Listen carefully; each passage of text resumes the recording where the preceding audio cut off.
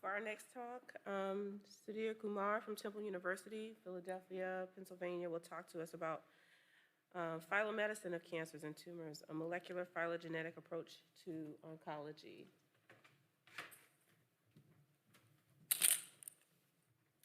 Thank you. And I want to thank the organizers for this wonderful meeting. I think they have managed to have at least one tree in every presentation. So it's a great success. But I thought there was one tree that was missing yet, which is the tree I have on this slide, which is an early tree from 1800s that Charles Darwin drew in his diary. That was one of the only trees you see up there. So this maybe almost completes the tree collection we need for an AACR evolution conference. But I've learned a lot in this conference from so many very interesting presentations today and yesterday. And so what I will talk about is molecular phylogenies, which now you are all very aware of what they are. They are built from molecules like methylation data or SNPs or SNVs or SNAs and structural data. And how can that inform genomic oncology, which also you have seen a lot of examples of. So I will just show this to you from the perspective of an evolutionary biologist, because I'm not primarily a cancer biologist, but rather an evolutionary biologist interested in understanding the processes in the cancer area and maybe translating them. So my primary interest is in building the time tree of life for the last 30 years. And what we've been doing is collecting huge amounts of available data. I do not have a laboratory where we generate data, primary data ourselves, and then assembling this information from GenBank and other places and building trees and assembling them into the tapestry of life that exists out there with millions of species. And so that's what we do for fun. But when we do that, we have a focus on that. And that's the focus that you will see in my work in cancer evolution, which is we want to understand the basic process or pattern of life. And here you can see, using a tree of 50,000 species that we assembled from available thousands of research articles, we found that the tree of life, the speciation pattern, rate of speciation is relatively similar across very divergent clades. So it is very unusual results. And it kind of indicates that speciation just happens, and it happens continuously, and extinction happens.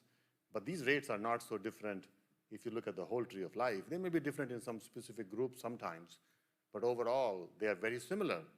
And another startling result is the time to speciation. It takes around 2 million years to make a new species, are also very similar in very, very different types of species like birds, insects, plants. So these are the kind of patterns you can learn in evolutionary biology by doing large syntheses. But anyway, that's about evolutionary biology. Oh, for those of you who are interested in knowing the divergence time between, let's say, you and tomato, or human and mouse, or cat and dog, you can go to this website we built called Time Tree, where you can give those names up here and get some results. For example, if you already wondered, what does a tree of primates look like? You can just put that here, and you can get a nice time tree. You don't have to go read any papers that we write, because, who can understand them anyway?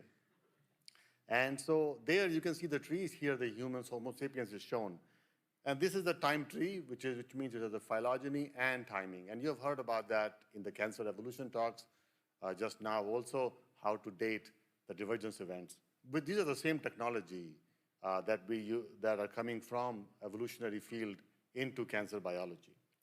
So what I want to talk about is this tree of life that we have, tree of species. It's really sort of the slope on which proteins evolve.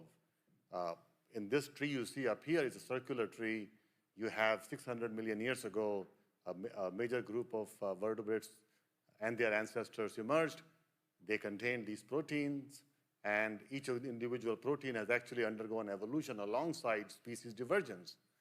And that is, to me, very interesting and powerful, because this geological timescale, which is sort of like what you can call germline mutations and selection odyssey, that one is very informative, I feel, at the time when we inherit our genome from our parents. with that genome comes a bundle of mutations. And these mutations, many of them are de novo, some of them are very rare variants that we carry. What are their functional effects? So we know for many years that such functional effects can be predicted. Oh, by the way, this picture is drawn by ChatGPT. And I only told it, I want a person with a bag of mutations on their back walking through a landscape. That's all I said. And this is what you got. I'm like, that's cool. I no longer have to learn to draw. It makes a bunch of mistakes, but it's pretty good. So essentially, what I call phylomedicine is the area in which the phylogeny and the alignment of the protein could really inform us about variants of unknown significance, for example. This is the kind of work we began more than 10 years ago, and I'll give you a little glimpse into what we did just to indicate to you that phylogeny alone, along with alignment, without any other functional data, can give you a lot of power. Doesn't mean it's the ultimate thing to do. We must use all the other information, but hopefully that'll give you an idea about that. And so I think of phylomedicine sort of like an evolutionary telescope, where we have this constellation of millions of SNPs for which we don't know what their function is. And evolution has basically two patterns that are of great interest, which are two lenses of this particular telescope. One is what has remained the same over time, and second is what has allowed to be changed and to what. And I think this is what drives me working in this area. And so, for example, using exclusively phylogenetic models. Now, you can use all kinds of information to make predictions, and there are lots of cool things happened in the last 10 years that allow us to do many things, but using only exclusively phylogenetic tree and a sequence alignment, you can train a machine learning model that we did many years ago by just counting things like rate of evolution at a position, how much a specific variant is found in a position among species, and some other such parameters that are shown here, and build a classifier. And this classifier actually we've shown to actually be really very good in reducing false positive rates at highly conserved positions, which many of you may not realize, but earliest versions of such SIFT and polyphen would always tell you every mutation at a highly conserved site is dangerous or non-neutral or pathogenic, but that's actually not the case, we know for sure. So this is what we did in this article, which was an interesting insight. Now, new methods that are out there, they can actually do even more accurate analyses these days. But the problem with the classical machine learning is that it requires training data. And the training data are disease versus non-disease associated data. The problem with that data is ascertainment bias. You can get these data from European populations, but not from African populations, from some proteins, but not for all proteins. In fact, essentially most models of VUS annotation are based on 10 to 15% of proteins information, not a whole lot more. And actually, even then, the data are really, really poor in that only a few proteins give a large amount of multiple data points, like CFTR, hemoglobin. These proteins produce a large number of disease mutations, and so we use them a lot more in our models. But most of the proteins contribute only one variant that is disease-causing or associated. So this is not going to be a really good model. This is going to be extremely biased model. You talk about bias, this is what I think is a problem. So can we just do this without any such data? Do we have to rely on clinical discoveries and somewhat false associations maybe in some cases, and some cases false neutrality that we predict?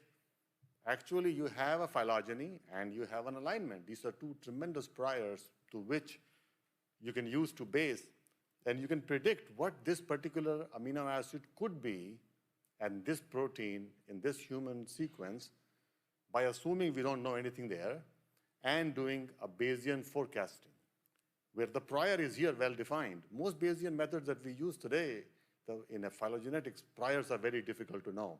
But here the prior is well defined because you know the tree and of course you have the information. And in fact, by doing that, you can forecast that this position would be K with certain probability and with another probability. And if you see anything other than those two, it probably is non-neutral. So this is a way to avoid using training data and actually doing modeling protein by protein. So these models are protein specific, not generic, do not require data on human variation, so there is no ethnic bias or any other kind of bias, and you sort of like almost too good to be true. But that's what happens when you use only this kind of approaches. Now, of course, we can augment it with other ways. And if you do an ROC curve for this EP method, EP is basically a probability of observing an amino acid residue at a position. And you can compute all 20 probabilities at each position in the human protein of all 10 million amino acid sites. And that information you can download in a little CSV file online. You have all the annotations you ever want. And so we just ran that on, at that time in 2016, on Mendelian disease variants from HGMD, and also some driver versus passenger that we found in a research article. And it can get an accuracy of around 85 to 90% for drivers as well as for Mendelian diseases. So again, purely evolutionary approach could get you to that point of 90%. But it won't be perfect because we are assuming at this position, at this time in all of these analyses, this thing that each position evolves independent of other positions. And we just heard about epistasis, how it's very important. So because we are not accounting for epistasis in these models, you can't really go beyond 90% accuracy, which is sort of what happened to almost all the methods before the new methods that incorporate epistasis came, including large language models of machine learning that actually involve very long-range epistasis in their analyses and can achieve 95, 98, 99% accuracy. So standard methods in evolutionary biology, plus what we know now from large language models in machine learning, which is what ChatGPT is also based on, you can actually do really good analyses and annotation. So using these kinds of approaches, we have been able to find adaptive alleles, because adaptive alleles will be the ones that have low EP, means they're evolutionarily unlikely neutrally, but found in high frequency. So that's how we did some analyses. This allows us to find selective alleles, and we haven't applied this to cancer yet, but that will also be another area that we plan to go into. So I want to now shift from the variants that we receive as a part of an inheritance to the variants that we have as a part of our lifetime.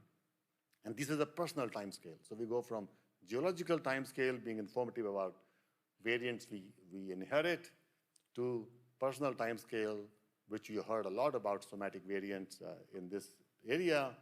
And the ones that I am very interested in got interested recently, is the high cellular turnover cases in which there is plenty of variants that you observe, although this happens in almost all the cancers. And so this is sort of like a phylomedicine 2.0. How would phylogeny help us understand that? You've already seen some examples of that here. I'll talk about hematopoietic stem cells, HSCs, and their progenitors of blood cells that are implicated in many cancers, and their evolution itself seems to cause many cancers in the field. And the data set that we found very exciting was published last year in Nature by Mitchell et al., in which they actually took 10 individuals and got their bone marrow, cord blood, peripheral blood data. They actually got single cells, and then they grew colonies and did single cell sequencing that is highly accurate. Because once you build colonies, you have really lots of data. And so they did some phylogenies themselves, and they showed very interesting result, which I think is very well known in the field for a while now, but they showed it more convincingly that in healthy individuals, the age of the individual can tell you exactly how many variants or how many SNAs, single nucleotide alterations at the DNA level, are carried by their genome or any one genome of HSC. And so this is a really the beautiful picture. You remember I began my research career with molecular clocks to date divergence of birds and mammals and different humans and mice. And we are back to molecular clock, almost looking like molecular clock in cancer. So it's very exciting. Similarly, another paper, companion paper that year in the same issue appeared by Williams et al., where they also did the similar thing with 12 patients who have MPN, myeloproliferative neoplasms. I don't know why you make these names so complicated. So I got it out of the way, MPN. So MPN is also, at least when you consider SNAs, it also sort of show pretty close to linear relationship. And in fact, I just overlaid the previous picture on top of it. They're almost coincident. There's slight elevation in rate, it seems like, but in general, time determines the amount of variants you will observe in a patient of MPN and also in a so-called healthy individual. And so that's very interesting. However, unsatisfying when we consider the age-related incidence of MPN. That grows exponentially, but not the amount of accumulation of variants. So we wondered, is there something else we can look at from these HSCs that could be more corresponding to this particular one? And so we analyzed also these data, and we like to reproduce the results if possible, because that means you're doing things right. And you can actually see that in healthy individuals, which are the black dots here, the rate is actually almost linear. In fact, we prove in this article that we wrote that the rate is slightly curvilinear. That means the oldest individuals are mutating a little bit faster than the youngest ones. But this is still almost a linear clock fits. Not perfectly. And then you can see that the clock of the MPN incidence rate is much higher. So then we looked at the phylogeny. So the phylogeny of HSCs for an infant is right here. You can see on the top left. And then if the next healthy individual is 20 years old, the phylogeny you can see had lots of long lines. And in these long lines, the first little part is when before they were born, basically. And then, you can go and look at the phylogeny at 48 years. It still looks the same as 20, kind of. 63 looks fine. Well, problem begins after 60. At 77, the phylogeny has a lot of gaps, or it's, as the field very well knows, there are chip events, which is clonal hematopoiesis happening. And you have the secondarily derived lineages growing and replacing ancestral embryonic lineages. And 81 happens even more so.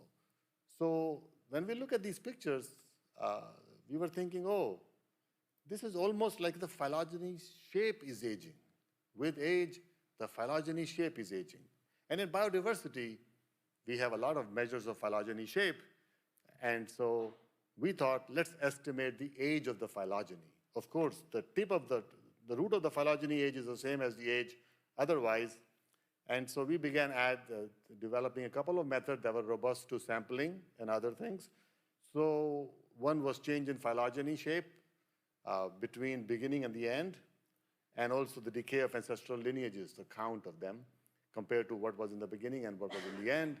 I won't go into too much detail to say that when we look at these two measurements, they go perfectly almost in the sense of the display here with the incidence. So this gave us a chance to actually estimate what we call phyllo age, because we have measurements that track the incidence. And so we built a model called phyllo age, which is, in a sense, methylation, clock-like methylation age type of a model. But this is not mechanistic. This is phenomena.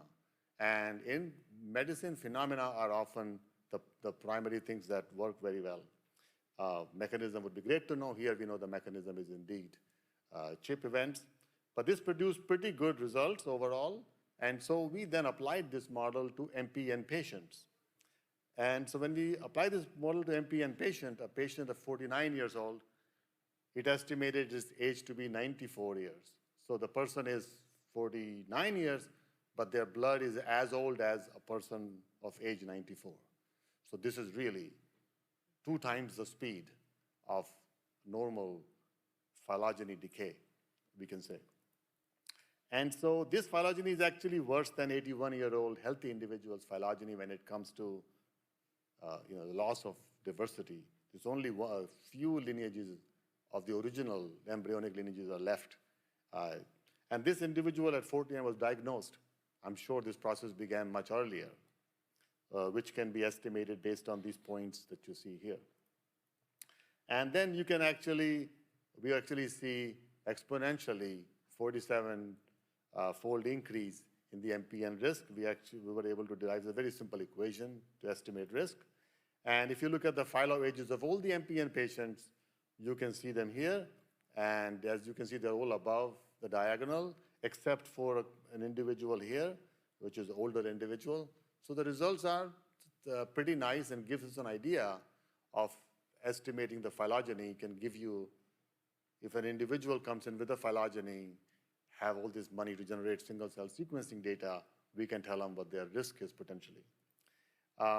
So purely phylogenetic method, no mechanism involved, which is important, but here I'm mentioning is informative here, is about progress towards blood cancer. In this case, MPN we did. But we need more data and also longitudinal data to validate all of these inferences.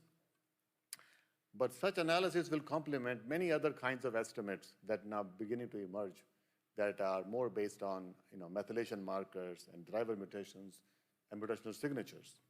I'll be remiss if I didn't tell you a little bit about the other type of cancers very quickly, which is the cancers in which you have a primary tumor form and then become metastatic potentially. This is also a part of phylomedicine because you can use phylogeny in this case. And the main way is we have developed methods in this area as well, just a way of knowing that using phylogeny alone, we can improve single-cell sequencing data. We can estimate clones, deconvolute clones. You can generate the migration path of tumors. And you can estimate shifts in mutational signatures in a phylogeny. And many other people have also published in this area because it's an exciting area. And some of you have used the method from other people also. So I want to conclude by saying that we can do many things with molecular phylogenies and sequence alignments, which when added to the other arsenal of information that you have can really be a potent combination to do genomic medicine, particularly in cancer. And this complements all the other omics, I feel. And I want to, before I end, acknowledge 2 people who are also in the audience here who did most of the work that you see here over the association I have had with them for many years. And I want to thank many other colleagues of mine, and thank you for your attention.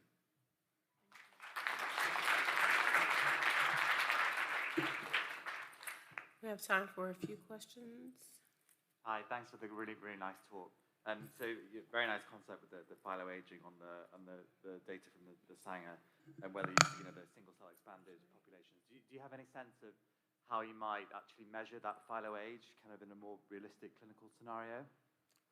Yeah, so what, my simplistic way of thinking would be that, of course, if you can do it for bulk sequencing, that would be very easy to do. But suppose in the future, you could do single cell sequencing really well using peripheral blood. It could be just like any other routine thing where every year you have a blood draw for other things. You sequence all these HSCs and estimate phyloage and estimate the trajectory of phyloage. And the trajectory is going in the wrong direction, then you know that you're progressing towards blood cancer. Because we know that most of the drivers for blood cancer, like MPN that I've read about, often begin in early childhood, sometimes even during embryogenesis. And they take a long time to manifest fully. But I think the trajectory would be very useful. But we are working on a bulk sequencing-based estimate, which is a proxy for alpha and beta. I think we have some success, but we are still working on it. So that would be really cool because then that would be very actionable in a clinical setting sooner. Yeah. Thank you. Thank you. Fascinating talk. Just a follow-up question to Alex's, I think. The trajectories, the phylogenetic shapes you showed us, it looks like a very stepwise change. The patient was fine and fine and fine and fine and then had an obviously malignant kind of phenotype. Do you have any sense of how gradual that shift is, of whether a patient suddenly develops an obviously old blood, for want of a better term, or whether someone who's about 2 years away from developing any clinical symptoms has a slightly aging phenotype that might be useful diagnostically? Sure. So that's a great question, what is the pace of this shift in the patients? So in the data set from Williams, there are a couple of patients for which we have a couple of time points. However, those time points are after therapy. So it's kind of hard to tell whether it is natural progression. So what I think was probably happening already, that someone is sequencing same individual over few years. So I'm hoping is that will tell us if individuals who are progressing towards MPN are indeed actually progressing in a way that phylo age accelerates. Because it does accelerate. It becomes double for that individual of 40 years, and an individual of 23 years, it becomes triple or more than triple. So the speed changes. The question is, does it change very quickly and then after that, it just changes slowly? Or is there like a, ratchet going on or not? So that'll be good if the longitudinal data comes out. Since I don't work with any real animals or humans, I'm just going to wait and see what comes out. And it'll be very exciting. Great. Thanks so much, Sudhir, for that really fascinating talk, and really interesting to progress to the myeloproliferative neoplasm work that you're doing right now. I have a question about that that's sort of a follow-up on the first question that happened here in terms of like trying to develop it to something that could be applied. And that is just, I mean, I love the view you get from the phylogeny, which is very comprehensive of, oh my God, this is the diversity they have, et cetera. But it struck me looking at those phylogenies that if you just picked like one of those taxa and then picked a second one and looked how related they were, and then picked maybe a third, like it seems like you wouldn't actually need to pick a whole lot of them before you got the picture and said, oh, you know what, there's not a lot of diversity here, there's a problem. So I'm just wondering, is there some route toward developing a more clinically applicable test by, I don't know, just sequencing a few of the HSCs and like, and you could probably, with the data you have right there, figure out how many you need before you could have a diagnostic information. So that's a great point you make and a great question. So the alpha and beta measurements, we estimated, we built new measurements just for that reason, that if you only sample 20 lineages, then in a patient, for example, then you should get the same alpha as if you sampled all of them. So in the paper, we have a very simple figure showing how alpha is invariant to the number of lineages sampled, primarily. And so I think exactly what you said is very important, that if you can only sample a few, but I would rather sample as many possible as you know, because if you only have a couple of embryonic lineages, they really define your root of the tree. But yeah, you're right. So that's an important one. So I think making it for bulk sequencing, and second, making it for very small number of lineages being sampled will make it much more actionable. The best, I think, tools in medicine are the ones that require technology but little thinking. Because as you know, the medical universe is very diverse, and we want same things to be applicable. So I always think about thermometer to measure temperature and then the role of temperature in disease. I think that's a tremendous phenomena or outcome that we can measure to see health. So I think phylo age kind of things are like that. DNA clocks or DNA or methylation clocks are great. They give you lots of cool ideas about many things, and they may also be doable, and one can do maybe both of them in the future. Any other questions?